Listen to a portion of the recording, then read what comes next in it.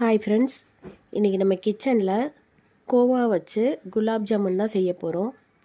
அதுக்கு 200 கிராம் அளவுக்கு அன்ஸ்வீட்டன்ட் கோவா எடுத்திருக்கேன். நம்ம எடுத்து வச்சுருக்க கோவாவை ஒரு பெரிய பிளேட்டில் மாற்றிட்டு அதை நல்லா கட்டிகள் இல்லாமல் தேய்ச்சி விட்டுக்கலாம். இந்த அளவுக்கு நல்லா தேய்ச்சி விட்டதுக்கப்புறம் 2 டேபிள் ஸ்பூன் அளவுக்கு மைதா, 1 டேபிள் ஸ்பூன் அளவுக்கு நெய், 1/2 டேபிள் ஸ்பூன் அளவுக்கு பேக்கிங் பவுடர் சேர்த்து நல்ல ஒரு சாஃப்டான டோவாக ரெடி பண்ணிக்கலாம்.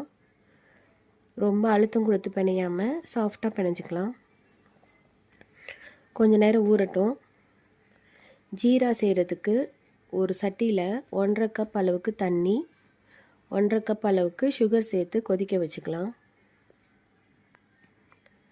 கொதித்த தண்ணியில் கொஞ்சமாக ஏலக்காய் பவுடர் சேர்த்து சிம்லேயே 5 மினிட்ஸ் வச்சுக்கலாம். ஜீரா நல்லா இந்த அளவு ஆஃப் பண்ணி ஓரமாக வச்சுக்கலாம்.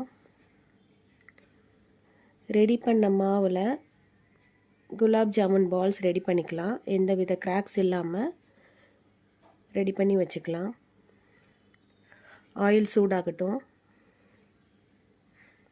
சூடான ஆயிலில் ரெடி பண்ணி வச்சுருக்க குலாப் ஜாமுன் பால்ஸை கொஞ்சம் கொஞ்சமாக சேர்த்து சிம்லேயே வச்சு வேக விடலாம்.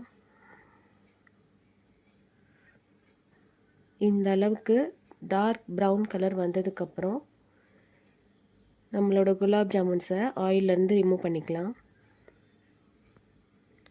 ஃப்ரை பண்ண பால்ஸை வெதுன்னு இருக்கிற ஜீராவில் சேர்த்து 2 hours ஊற வச்சுக்கலாம். இப்போ நம்மளோட ஜூஸியான கோவா ஜாமுன் ரெடி ஆயிடுச்சு.